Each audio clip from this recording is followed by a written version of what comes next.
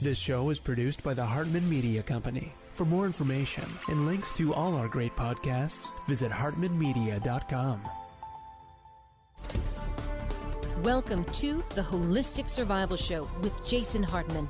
The economic storm brewing around the world is set to spill into all aspects of our lives. Are you prepared? Where are you going to turn for the critical life skills necessary to survive and prosper?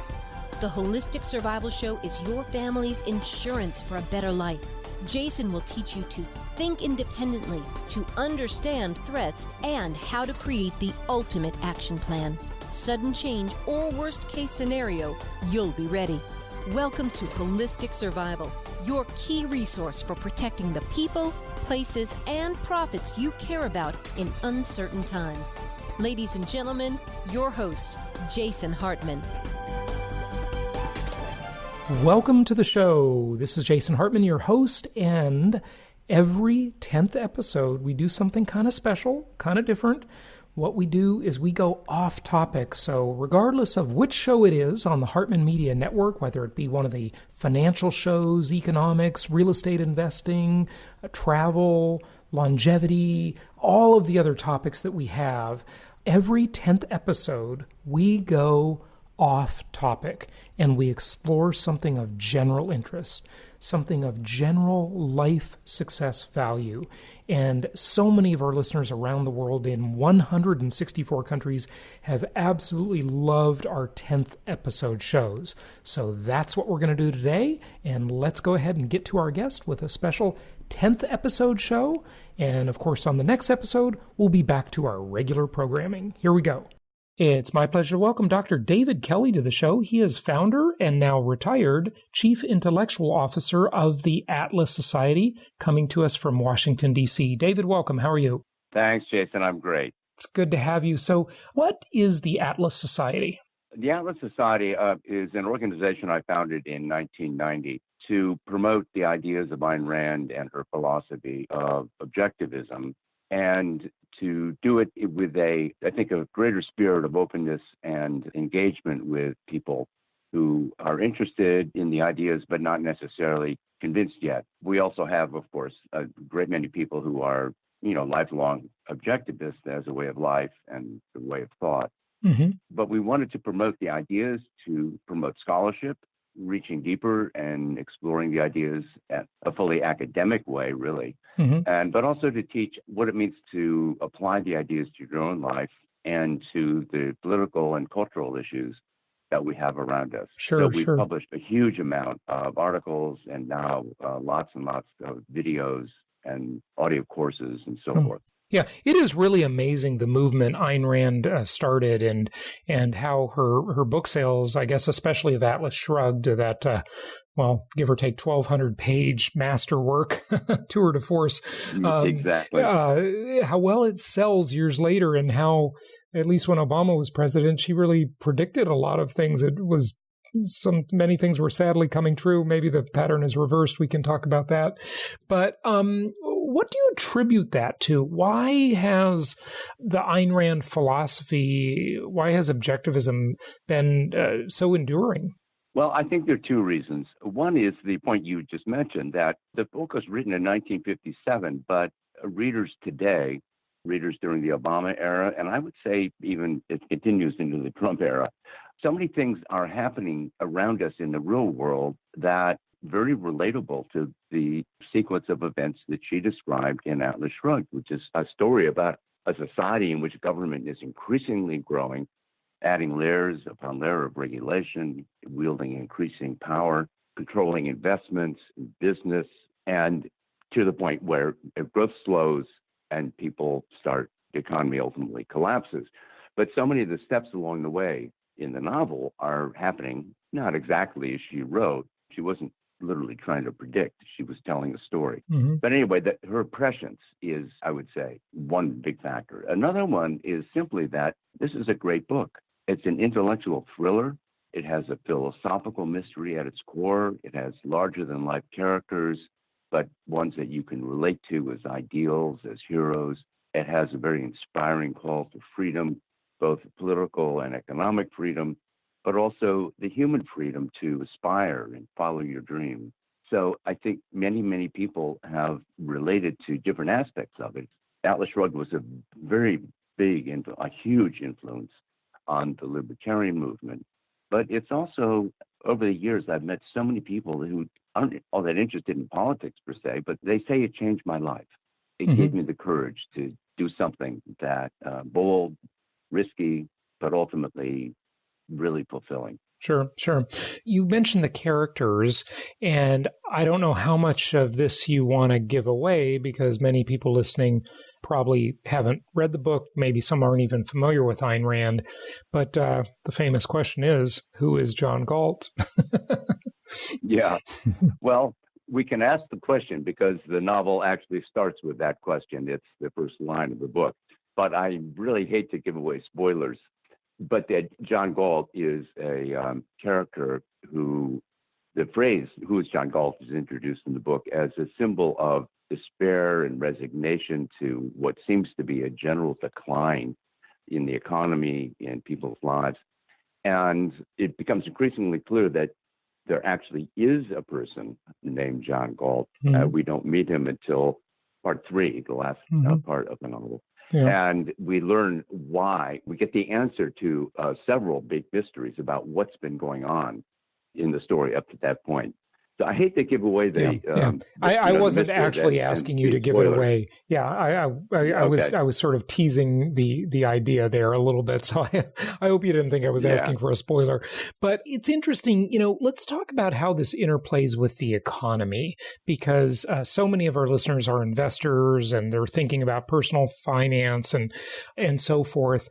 The age-old, well, maybe it's age-old enough, but it's not that old. I would argue that the most famous economist who ever lived, sadly, was Karl Marx, right? Is that a fair statement, you think? In terms of the following that he gathered, absolutely. I don't think he was a very good economist. I don't think so either, but he influenced more of the human race than possibly any other non-religious figure, okay? And well, it kind of became a religion, sadly.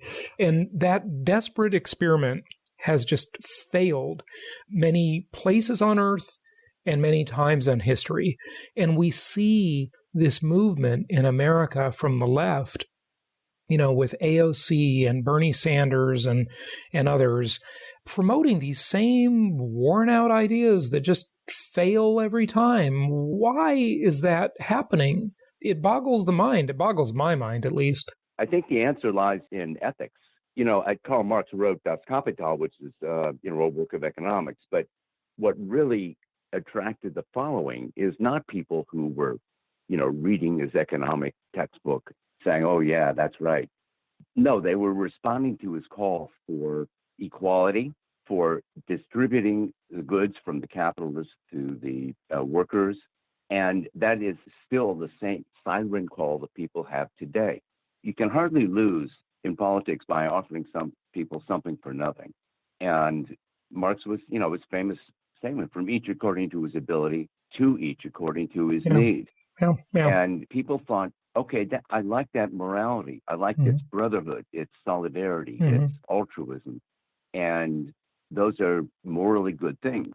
And that's why it keeps coming back, because, you can point out the economic disasters and the political disasters of the communist era all you want, but you have to get at, and this is what we specialize in at the Atlas Society, you have to get at the corrupt moral foundation. You have to defend the individual's moral right to live his own life and to deal with other people freely. That's what people never realize, though. It's like this childish mentality that just says, give me, redistribute the wealth, give me free healthcare, give me free this, give me free that. But they never stop to consider that someone actually has to produce some value in the economy to pay for that. You have to enslave another human essentially at the point of a gun, because that's what it all comes down to. If you don't pay your taxes, eventually people will show up at your door with guns and handcuffs and take you away. And that's slavery, right? I mean, you can't be anything else. But this is where Marx was very clever, and the Marxists today are very clever, because they say, okay, you can call that slavery, but look, in a capitalist economy, workers are slaves of the owners. Mm-hmm. The owners are just after profit. They exploit the workers. Right. They exploit consumers. And so we're just countering one form of coercion with another form of coercion. Now, that's a fallacy. That's what they say. And that's exactly where I wanted you to go with this discussion, by the way. That's exactly where I wanted you to go, because the crux of it seems to be this age-old debate between the value of labor versus the value of capital. And I'd like to get into that with you, but just finish up your point there, if you would, and then we'll go there. Yes, and I think the underlying connection here is that Marx also introduced class analysis, class conflict, and his focus on workers versus capitalists, business owners, and investors. Today, that's been expanded to men exploiting women, whites exploiting minorities. This whole idea of political correctness is essentially about class conflict. And they got that idea from Marx. So once you set up class conflict, it just completely undermines the idea of a free economy of people who are dealing peacefully and voluntarily with each other. Some succeed more than others, fine, but no one loses out from being part of an economy in the long run that is free. The most productive people shower all kinds of benefits on us, way beyond any wealth that they actually get personally. Mm-hmm. But some of them do get incredible wealth. But the question is, it's a question of allocation. Look, capital always has some restriction on it, and labor always has some limit to what it can earn. So the question is always really just a matter of degree, right? I mean, nobody's going to invest or save to have the ability to invest in the first place if capital formation isn't rewarded. The fools on the left don't seem to understand that. They think, investors should get no return on their money, right?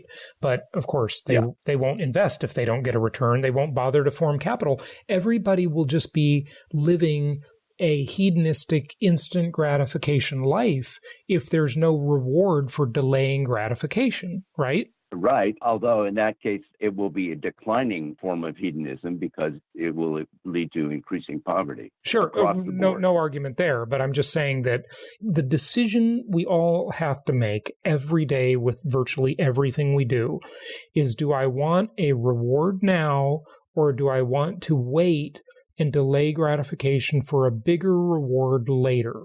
We can all just eat till, we become gluttons. We can have sex all day. We can get drunk. We can abuse our bodies for a momentary pleasure. Or we can just be spendthrifts and spend all our money and not save any and not invest any. But we have to be rewarded for something longer term. There has to be a vision of a bigger future to delay gratification today, right? I mean, that's in essence the debate we all have, right, as humans, and we make trade-offs in both directions for that. But how much should capital be rewarded versus how much should labor be rewarded? It does seem to me that capital is rewarded pretty highly nowadays, at least in the U.S., and, those on the left would say labor doesn't get enough reward. Why are people at Walmart only making minimum wage versus I heard Bernie Sanders yesterday yelling about the Walmart family is, they got a company worth $180 billion and people are making $11 an hour, blah, blah, blah. How do you rationalize that?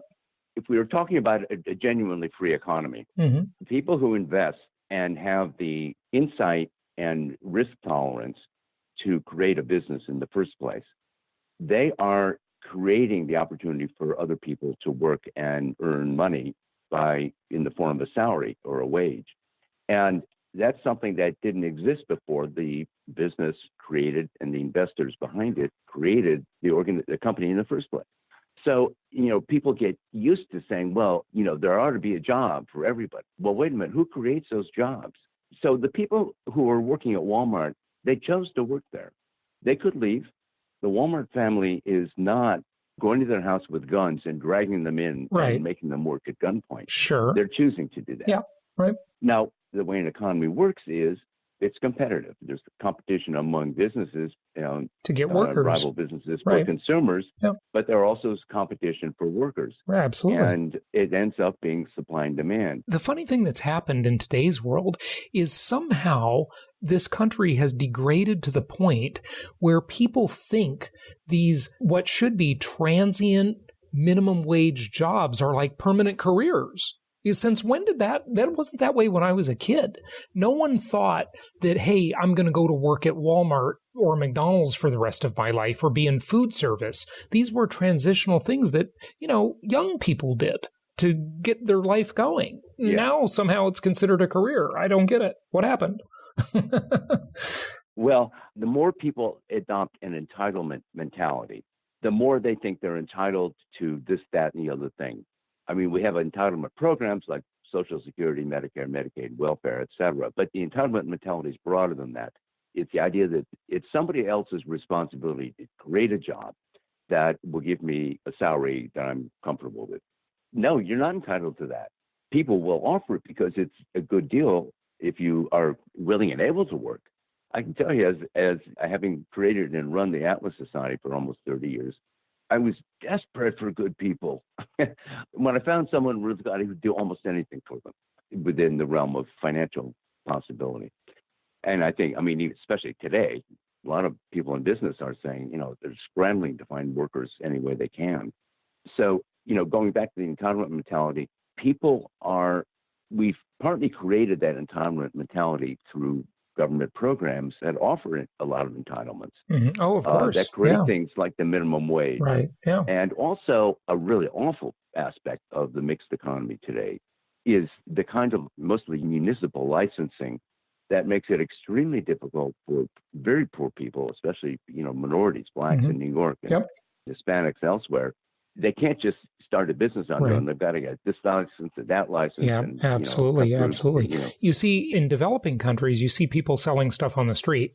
Now, granted, those countries have a capital formation problem, and that's why they're selling stuff on the street rather than buying a franchise and opening a real store. But at least they can be entrepreneurs. The regulation here prohibits people from doing that. You get arrested if you open a lemonade stand, Yeah. The minimum wage causes unemployment.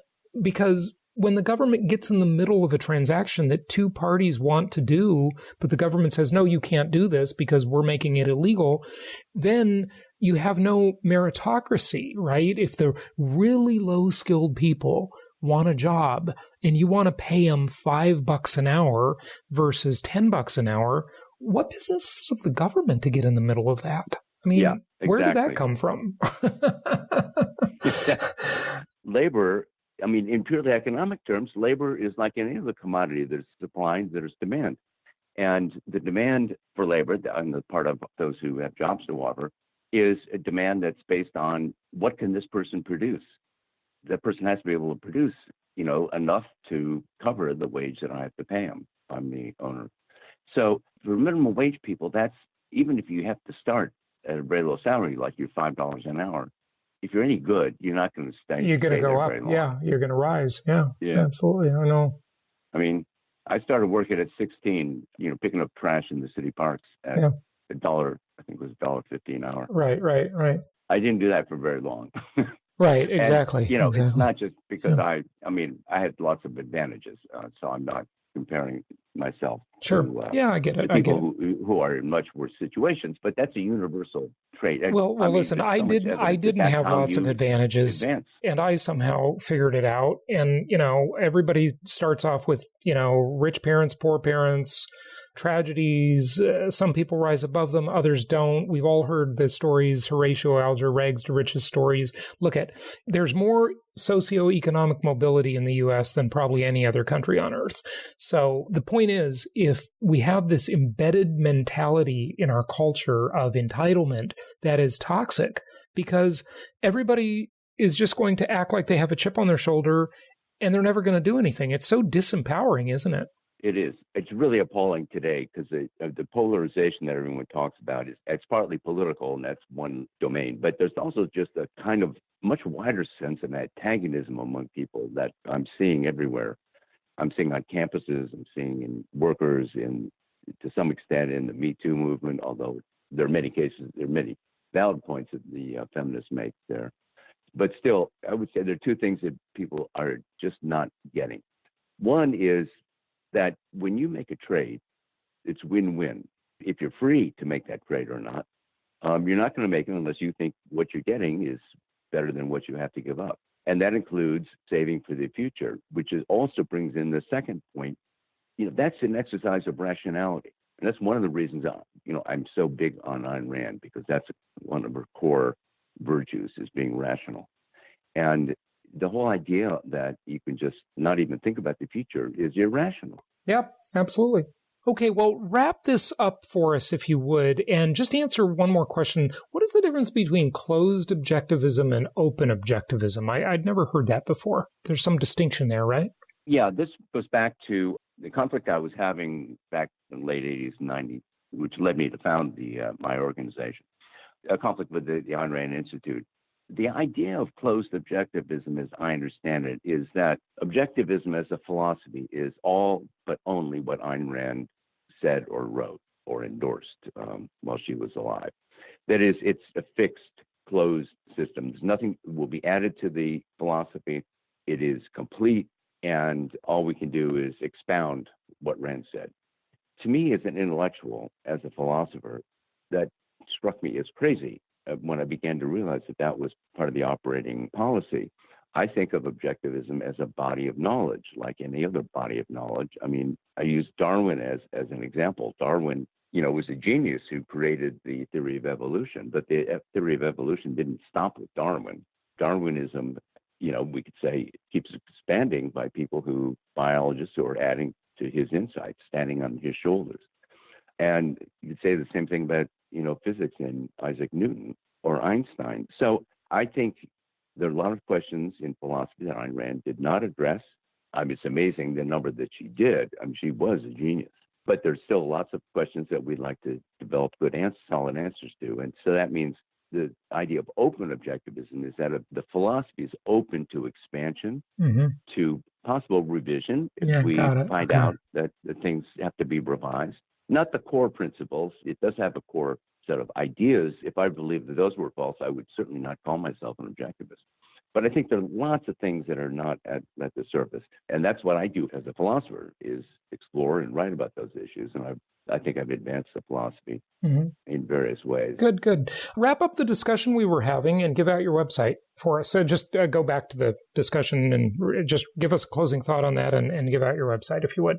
Our website is atlassociety.org. We have a huge library of articles going back over 30 years about the philosophy. We also have lots and lots of videos, audio courses, and we also have now a very active Facebook page. So you can just search for Atlas Society on Facebook. We have one of our things that we do a lot of is the graphic memes, just a picture and a saying, and to make a quick point. A quick point, soundbite, so to speak, but they're very effective. I urge your listeners who might be interested or who are already familiar with Ayn Rand to take a look at the site. And I think what you'll find there, among many other things, is much more discussion of the kinds of issues that Jason, you and I have been talking about, especially, the difference between crony capitalism and real capitalism, the role of the effects of government intervention on the economy in all the different ways it does, everything from Social Security to minimum wage to occupational licensure, right down the board. These are very important topics, so go check out atlassociety.org. And Dr. David Kelley, thanks again for joining us. Thanks, Jason. My pleasure. Thank you so much for listening. Please be sure to subscribe so that you don't miss any episodes. Be sure to check out the show's specific website and our general website, hartmanmedia.com, for appropriate disclaimers and terms of service. Remember that guest opinions are their own, and if you require specific legal or tax advice or advice in any other specialized area, please consult an appropriate professional. And we also very much appreciate you reviewing the show. Please go to iTunes or Stitcher Radio or whatever platform you're using and write a review for the show. We would very much appreciate that. And be sure to make it official and subscribe so you do not miss any episodes. We look forward to seeing you on the next episode.